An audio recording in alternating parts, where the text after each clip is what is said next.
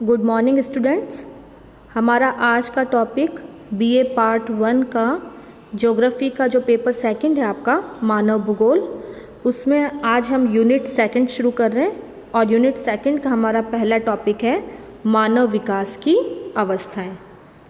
हम सब जानते हैं कि जो मानव विकास का उद्विकास है उसके क्रमबद्ध इतिहास को यदि हम अभिव्यक्त करें तो वो काफ़ी कठिन कार्य है। हालांकि असंभव नहीं है, लेकिन कठिन कार्य अवश्य है।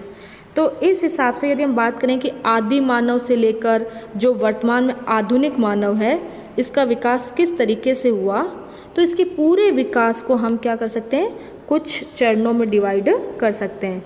ये 4 चरण हैं विकास क्रम के: पूर्व मानव, प्रागैतिहासिक मानव, वास्तविक मानव और आधुनिक मानव। इस डायग्राम के अंदर आप मानव का पूरा विकास देख सकते हैं। ये चारों अवस्थाएं: पूर्व मानव, प्रागैतिहासिक मानव, वास्तविक मानव और आधुनिक मानव। अब हम इन चारों का अध्ययन करेंगे। सबसे पहले हम बात करते हैं पूर्व मानव की। ये जो पूर्व मानव है, इसके विकास की अवधि कब मानी जाती है? 25 करोड़ वर्ष पूर्व मानी जाती है। उस समय तक धरातल पर अनेक जीवों का प्रादुर्भाव हो चुका था।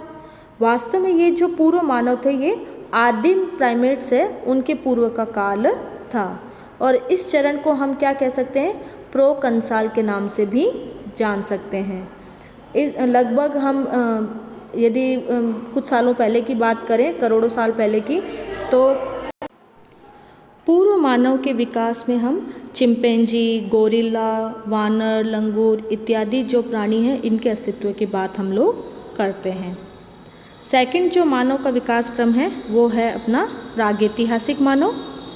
प्रागैतिहासिक जो मानव है, ये जो चरण था, इसमें जो मानव सदृश जो प्राणी है उसने पेड़ों के बजाय धरातल पर रहना शुरू कर दिया था। साथ ही उसने लकड़ी और हड्डी के घोड़े, उपकरण वगैरह इनका प्रयोग करना शुरू कर दिया था। गुफाओं में रहना उसने सीख लिया था। यदि हम पूरे प्रागैतिहासिक मानव की बात करें तो ये 3 चरणों में हुआ था: मानवाकार कपी, कपी मानव और विकसित मानव। अब इनको अलग अलग देखते हैं। सबसे पहले हम बात करते हैं मानवाकार कपी की। इसका यदि हम शाब्दिक अर्थ देखें तो इसका अर्थ होता है मानव आकार का बंदर। ये जो प्राणी थे, ये अपने चारों पैरों के बजाय केवल 2 पैरों पर खड़ा रहना सीख गए थे और पेड़ों के बजाय धरातल पर रहते थे, वन्य जीवों का शिकार करते थे। विभिन्न क्षेत्रों से जो मानवाकार कपी के अवशेष प्राप्त हुए हैं पुरातात्विक प्रमाणों के आधार पर, उसके आधार पर जो ऑस्ट्रेलोपिथेकस है वो पहले पूर्वज थे। ऑस्ट्रेलोपिथेकस का यदि हम शाब्दिक अर्थ बात करें तो इसका मतलब होता है दक्षिणी मानव सम प्राणी। ये क्योंकि दक्षिणी गोलार्ध में इनके जीवाश्म प्राप्त हुए थे हमें, इसलिए इनको हमने क्या कहा था? ऑस्ट्रेलोपिथेकस कहा था। इन्हें हम प्लिंजेथ्राप्स, पेरेंथ्राप्स, जिंजेथ्राप्स बोसाई इत्यादि नामों से भी हम जान सकते हैं। ये जो ऑस्ट्रेलोपिथेकस है ना, आज के जो मानव की शाखा है, इसकी कभी भी शाखा नहीं थी। इसकी कुछ यदि हम उपशाखाओं की बात करें तो क्या क्या उपशाखाएं थी इसकी? जैसे ऑस्ट्रेलोपिथेकस अफ्रीकन्स, ऑस्ट्रेलोपिथेकस ट्रांसवॉलेंसिस, पेरेंथ्रापस रोबस्टस, प्लीजेथ्रापस, ये आप इस डायग्राम में देख सकते हैं। ये सब इसकी क्या थी? उपशाखाएं थी। ठीक है, लेकिन ये सभी जो मानव कपी है, ये लगभग एक से ही थे। ये सब क्या करते थे? गुफाओं में ही निवास करते थे।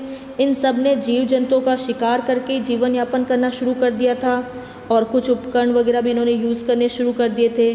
फिर धीरे धीरे ये क्या हुए? विकसित होने लगे और स्थानांतरित होकर पूर्वी अफ्रीका में वास करने लग गए थे। मानवाकार जो कपी है, उसके बाद हम बात करते हैं कपी मानव की, या इसे हम होमो इरेक्टस के नाम से भी जानते हैं। ये जो प्राचीन महाद्वीप थे, उनसे ये प्राप्त हुए थे। इनमें एशिया के अंदर चीन, जावा, अफ्रीका, यूरोप महाद्वीप वगैरह प्रमुख है। और मानव के जो अवशेष मिले हैं मानव जाति के विकास की, ये क्या है? कपी मानव या होमो इरेक्टस एक बहुत ही महत्वपूर्ण कड़ी है, क्योंकि इन लोगों ने खड़े होकर चलना शुरू कर दिया था। औजारों के रूप में ये लोग हड्डी, लकड़ी इत्यादि का प्रयोग करते थे। और इनकी जो सबसे इम्पॉर्टेंट चीज़ है, इनकी जो मस्तिष्क धारिता थी वो 1000 सीसी पाई गई थी। और ये 1000 सीसी मस्तिष्कधारिता आज का जो मानव है उसके समान है। इनके यदि हम जबड़े और दांतों की बात करें तो जो वर्तमान मानव है होमोसेपियंस, उसकी तुलना में ये बड़े थे। वर्तमान में ये जो कपी मानव या होमो इरेक्टस है ये लगभग समाप्त हो चुके हैं, समाप्त प्राय है, लेकिन इनके जो अवशेष है उनके आधार पर मानव विकास की जो श्रृंखला है उसको जोड़ने का प्रयास किया गया है। और इसकी कुछ शाखाएं हैं जैसे कि जावा मानव, पीकिंग मानव, अफ्रीकन मानव इत्यादि। यदि हम जावा मानव की बात करें तो जावा मानव के जो जीवावशेष है वो प्लीस्टोसिन काल के अंदर मिले थे। ठीक है, पीकिंग मानव की बात करें तो पीकिंग मानव क्या था, आदिम जो वर मानव थे, वानर मानव थे, वो लोग थे। और इनकी खोज है वो मानव की उत्पत्ति और विकास की सबसे महत्वपूर्ण घटनाक्रम मानी जाती है। ठीक है, नेक्स्ट हम बात करते हैं हमारे विकसित मानव की। ये विकसित मानव क्या है, तो ये जो एशिया, अफ्रीका, यूरोप महाद्वीप है, यहाँ पर जो भी प्राणियों के अवशेष वगैरह पाए गए, इनके अंदर जो समानताएं मिली, इसके आधार पर इनको क्या कहा जाता है, पूर्ण मस्तिष्क युक्त मानव कहा जाता है। और इनके अंदर मुख्य रूप से निएंडरथल जो मानव समूह है उसको रखा जाता है।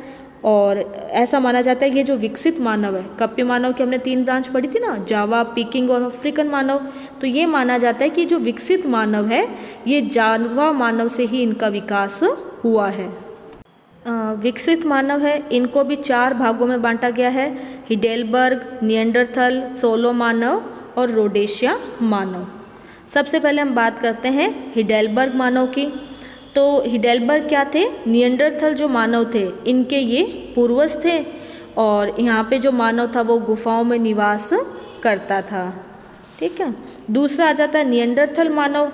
इनकी जो खोज हुई थी वो निएंडर नदी है। ठीक है, निएंडर नदी की घाटी के अंदर डुसेलडॉर्फ जर्मनी के अंदर एक जगह है, वहाँ पर एक गुफा से जीवाश्म के रूप में की गई थी। और इसी के कारण से निएंडर नदी की घाटी के नाम से इनका नाम क्या पड़ गया, निएंडरथल मानव पड़ गया। और इस वर्ग के जो मानव वो सबसे ज़्यादा यूरोप और अफ्रीका में पाए जाते हैं। और ये पहले जीवाश्म है जो कि बंदर की शारीरिक रचना से मेल खाते हुए डार्विन का जो विकासवाद का सिद्धांत है उसकी पुष्टि करते हैं। कुछ विद्वान हैं वो इसे मानव जाति का वास्तविक पूर्वज भी मानते हैं। ठीक है, और मानवीय जीवाश्म में जो सर्वाधिक ज्ञान है होमोसेपियंस जीवाश्म का, वो निएंडरथल मानव का ही है। मानव विकास का तीसरा चरण आ जाता है अपना वास्तविक मानव। इसे हम वास्तविक मानव भी कह सकते हैं या फिर इसे हम मेधावी मानव भी कह सकते हैं। जो मानव शास्त्री वो मानते हैं कि लगभग 50,000 वर्ष पूर्व इनका विकास हुआ था। और ये जो होमोसेपियंस है वो अपने जो पूर्ववर्ती मानव थे निएंडरथल, उन्हीं से इनका विकास हुआ था। और कुछ जो मानव शास्त्री है वो निएंडरथल को होमोसेपियंस का पूर्वज मानते हैं, जबकि कुछ कहते हैं कि नहीं, इनका विकास तो स्वतंत्र रूप से ही हुआ था। ये जो होमोसेपियंस या वास्तविक मानव है, इनकी 2 महत्वपूर्ण शाखाएं हैं। एक है ग्रिमाल्डी मानव और दूसरा है क्रो-मैग्नन मानव। यूरोप महाद्वीप में मिली थी ये दोनों शाखाएं।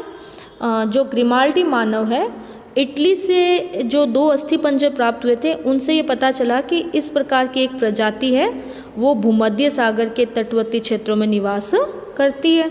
और इनके जो प्राप्ति स्थल है कंदराओं से मिले अवशेषों से ऐसा पता चलता है कि ये कब बने थे, प्लीस्टोसिन जो काल है उसके अंदर बने थे।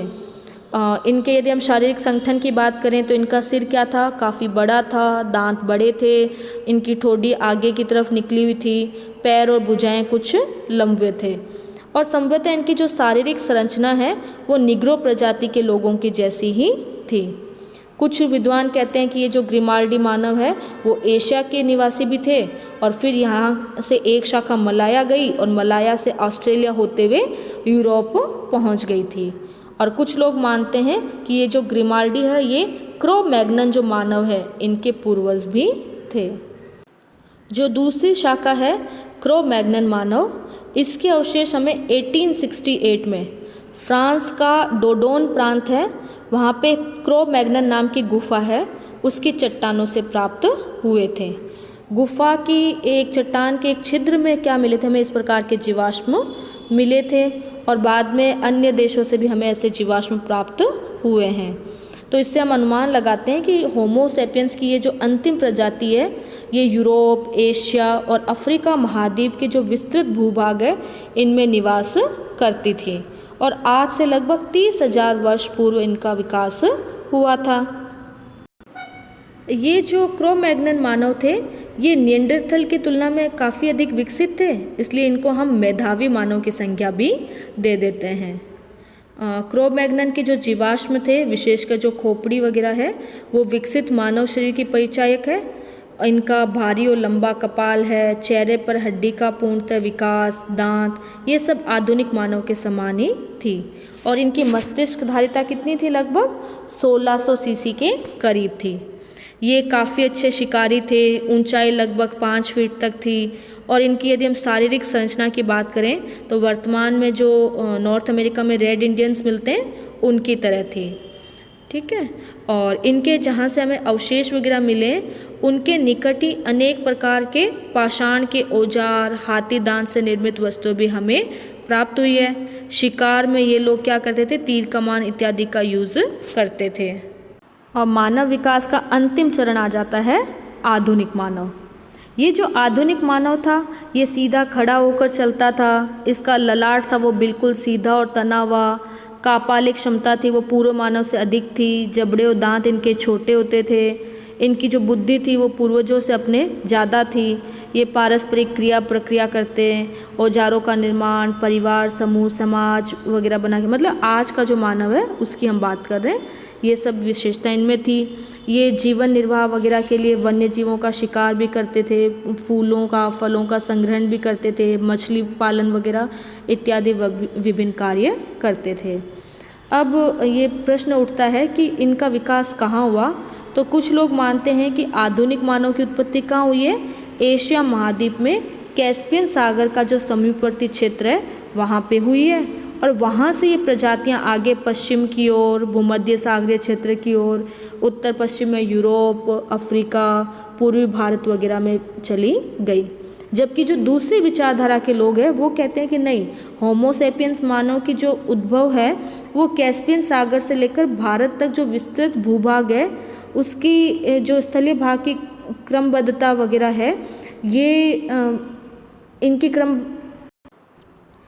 क्रमबद्धता के कारण से इस क्षेत्र में इनकी उत्पत्ति हुई, लेकिन यहाँ पे इनकी आवश्यकता वगैरह पूर्ति नहीं हुई थी। तो ये लोग मानते हैं कि इनका जो मुख्य उत्पत्ति स्थल है वो कहाँ है, मध्य एशिया है और मध्य एशिया से ये लोग धीरे धीरे पूरे विश्व के अंदर फैल गए थे।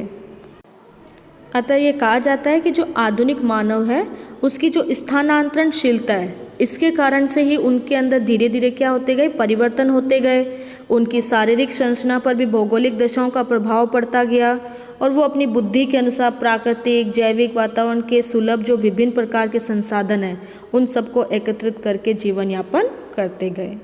धन्यवाद।